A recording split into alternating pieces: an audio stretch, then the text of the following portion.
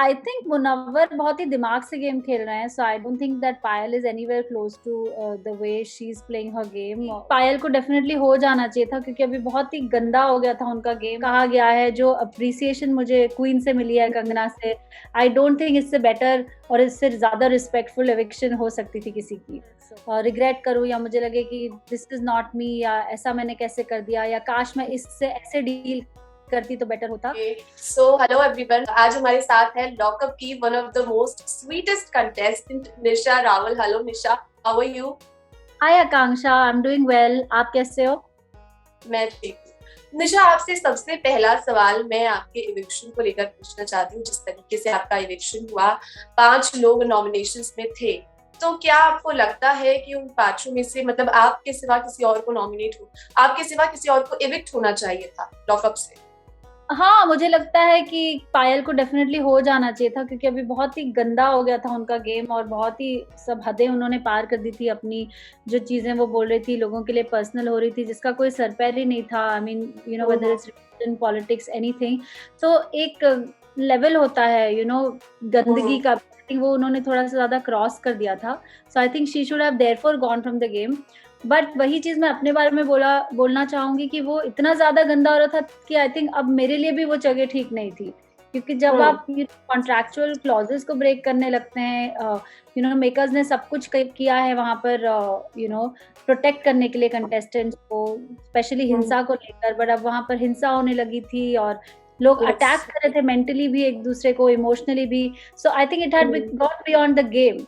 So I think it was good for me. Plus जिस तरीके से मुझे अलविदा कहा गया है, जो अप्रिसिएशन मुझे क्वीन से मिली है, कंगना से, आई डोंट थिंक इससे बेटर और इससे ज्यादा रिस्पेक्टफुल एविक्शन हो सकती थी किसी की। So no complaints on that. Nisha, जैसे आपने खुद ही कहा कि आपने घर के अंदर इतना अच्छा गेम खेला, आपने डिग्निटी अपनी मेंटेन रखी, तो लेकिन उसके बाद भी आप घर से बाहर हो गई, और पायल जो कि आपके हिसाब से इतना गंदा गेम खेल रही है, जो ऑब्वियसली दिख रहा है वो घर के अंदर है, तो आप अपने गेम से खुश हैं, या फिर आप ये भी सोच सकती हैं कि अगर आप भी उसी तरीके का गेम खेलती तो शायद आप भी अभी घर के अंदर होती? नहीं, बिल्कुल नहीं। मेरे लिए जेल के अंदर रहना एक लाइफ एंड डेथ सिचुएशन नहीं थी। ऐसा नहीं था कि मैं कुछ भी हो जाए मुझे बस अंदर रहना है। हम सबकी एक जिंदगी है, बाहर आके हमें लोगों को मुंह दिखाना है, अपने आप को मुंह दिखाना है। एंड मैं नहीं चाहती थी कि ऐसा कोई सिचुएशन हो जहां पर मैं पीछे मुड़कर रिग्रेट करूं या मुझे लगे कि दिस इज नॉट मी, या ऐसा मैंने कैसे कर दिया, या काश मैं इससे ऐसे डील करती तो बेटर होता। So when I look back at my journey, I feel very proud of it. I'm happy that I could keep my balance and keep my head on my shoulders. तो मुझे नहीं लगता कि मुझे ऐसा लग रहा है कि अगर मैं पायल की तरह गेम खेलती तो मैं रह जाती अंदर। मेरा मुद्दा ही वो नहीं था। मेरा पॉइंट ये था, जब मैं बाहर आऊँ तो I should have my head held high and I was pretty successful at that. अब जब आप बाहर आ गई हैं लॉकअप से, तो लॉकअप के घर के अंदर का जो गेम है वो एकदम से पलट चुका है।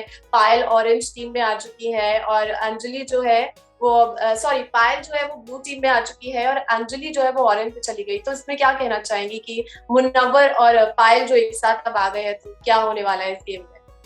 आई थिंक मुनव्वर बहुत ही दिमाग से गेम खेल रहे हैं, so I don't think that Payal is anywhere close to the way she is playing her game. उसका बस ऐसा ही है कि कम वॉट में मुझे सर्वाइव करना है। सो आई डोंट थिंक कि कुछ अलग होने वाला है जब वो दोनों एक टीम में आ गए हैं, क्योंकि इस पहले हफ्ते में तो वो लोग सेम ही टीम में थे, Munawar and Payal, and I don't think that Munawar और Payal both appreciate each others game. So I don't know आगे क्या होगा, बिकॉज वहाँ पर केमिस्ट्रीज चेंज होती हैं, प्यार हो जाता है, दुश्मनी भी हो जाती है अगले दिन। So I don't know about that. And so कुछ भी हो सकता है। आई एम श्योर कि अभी आपने प्यार की बात करी है, तो मेरे दिमाग में एक और क्वेश्चन आया। हाल ही में अंजलि ने मुनव्वर को आई लव यू बोला है, कैमरे पे ऐसा दिखा है हमें विस्पर करते हुए। तो आपको क्या लगता है कि वो दोनों गेम के लिए ऐसा कुछ कर रहे हैं, या फिर ये उनका रियल बॉन्ड है? क्योंकि घर के अंदर ऑब्वियसली सब ज्यादा से ज्यादा टाइम रहना चाहते हैं, तो सबकी स्ट्रैटेजीज होती है कि किस तरीके से हम ज्यादा टाइम तक टिक पाए। हो सकता है what you're saying is right, कि उनका गेम हो या स्ट्रैटेजी हो, बॉन्ड तो उनमें डेफिनेटली है, क्योंकि मैंने खुद देखा है। वो बहुत अच्छे दोस्त हैं और दूसरी तरीके की वाइब मुझे कभी आई नहीं उनकी दोस्ती से।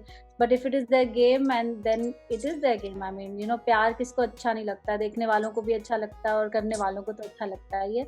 सो या I wish them the best. I mean if there is anything brewing at all. Okay, जैसे घर के अंदर जब आप थी तो आपके सबसे आपकी दोस्ती थी, आप सबकी बातें सुनती थी, अपनी अपनी बातें भी सबको कहती थी। तो आपका कोई मतलब गेम स्ट्रैटेजी थी, आपके कुछ था, या फिर आप just go with the flow जा रही थी गेम के साथ? There was no strategy because आप बना नहीं सकते थे कोई स्ट्रैटेजी सिंस इट्स सीज़न 1। लोगों को पता ही नहीं है कि ये कैसा शो है या what is it that it takes to win the game, right?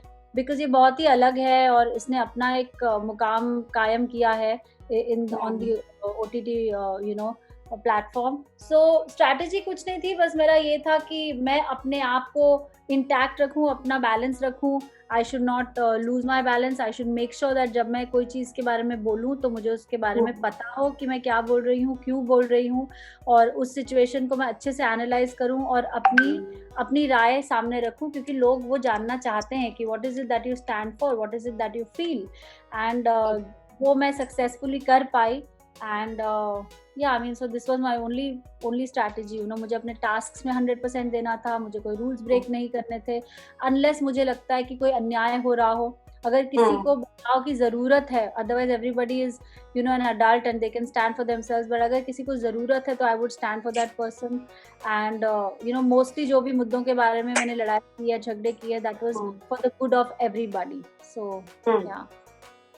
Okay, last question आपसे मैं पूछना चाहूंगी कि घर के अंदर आप ऑब्वियसली काविश को इतना मिस कर रही थी घर से बाहर आने के बाद, कैसा रहा जब आप उनसे पहली बार मिली? और आखिरी ये कि ऑडियंस के बारे में जिसने आपको इतना प्यार दिया, क्या कहना चाहिए?